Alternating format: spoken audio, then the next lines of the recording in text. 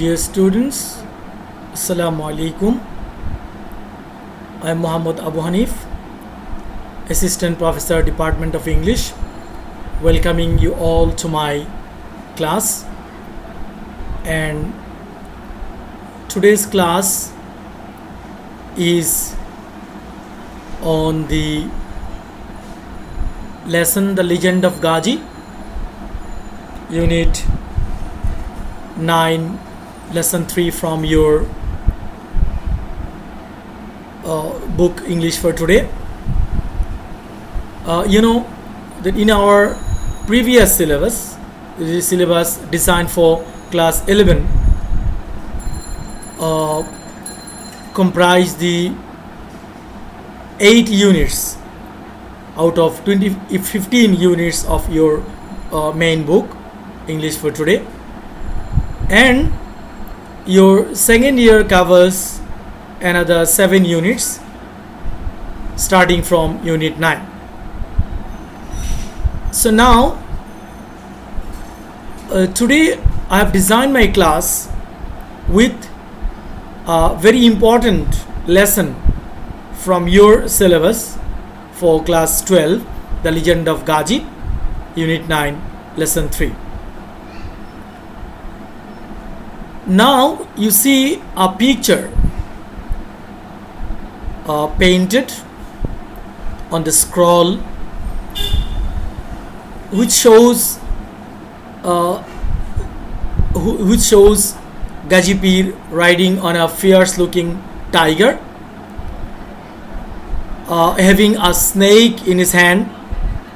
So the picture shows how daring the man Gazipir was and how he could easily make the predatory animals docile or compliant. Now let us read out the text, The Legend of Ghazi. According to some myths and legends, Gazipir was a Muslim saint who is said to have spread Islam in the parts of Bengal close to the Sundarbans. He was credited with many miracles.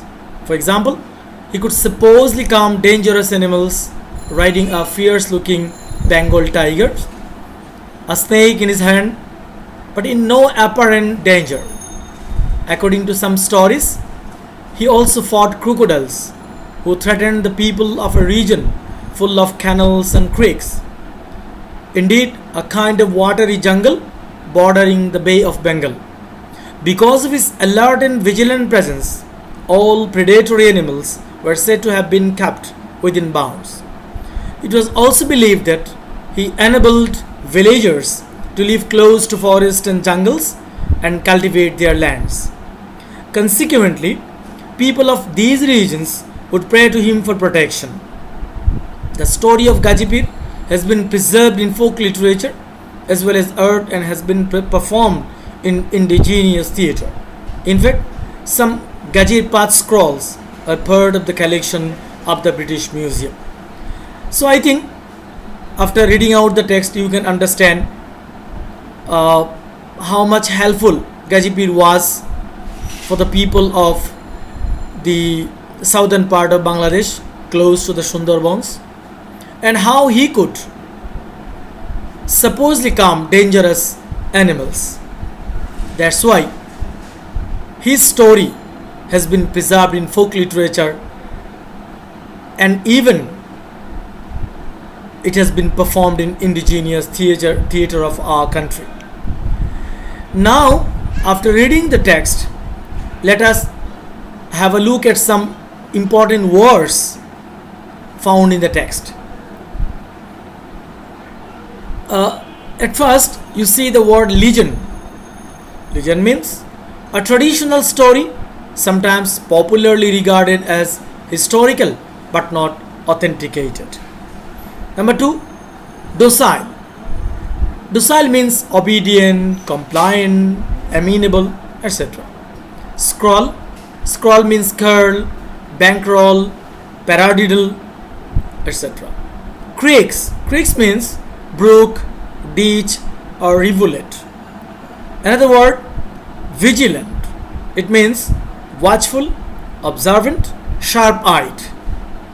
And the word which is given at last is predatory. Predatory means carnivorous or hunting or raptorial. And from the text, we have given you 5 questions to answer, and it will remain as a homework for you. Now let us see the question. Question number A: who was Ghazi Pir? That is, the identification of Ghazi Pir should be mentioned here. Why was he famous? That is, the reason of his popularity or his name and fame should be mentioned here in this question. Question number C: why did he fight with crocodiles? After reading the text, you have understood that he had to fight with crocodiles. Now the question is, why did he fight with crocodiles? Question number D: why did the people of the region pray to him? You know, the people of the southern part of Bangladesh, close to the Sundarbans, went to Ghazipur for protection. So why did they go to him? And the last question is, what did he do with the predatory animals? These are the 5 questions you have to answer. And then another question covering 10 marks is here, a flowchart. Read the text again and make a flowchart showing the reasons behind the popularity of Ghazi Pir. And here you see 6 boxes are given, and 1 box has been given to you as an example. 5 other boxes you have to fill up with the questions given in the flowchart. There is a reason behind the popularity of Ghazi Pir. So the number 1 that has been given is spreading Islam close to the Sundarbans. That is, he spread Islam close to the Sundarbans, and that was also the reason, one of the reasons behind his popularity. So the flowchart begins with the answer, and you have to fill up 5 other boxes relating to the question. So 2 homework has been given to you. Number 1 is the answering question, and number 2 flowchart. But you should importantly read out the word meanings given in the slideshow. So if you read out all these things, read the text first, then try to understand the meaning of the words, and then answer the questions, and then make a flowchart, then I think the whole text will be understood very well by you, and it will be very helpful when you will answer the questions from a text like this. So my dear students, we all know that you are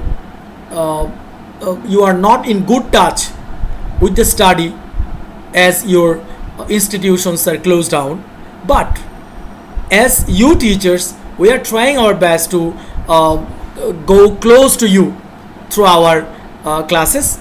If you follow our classes regularly and do the homework, then I think you will not remain far away from your classes, from your teachers. So remaining close doesn't always mean to remain present before your eyes.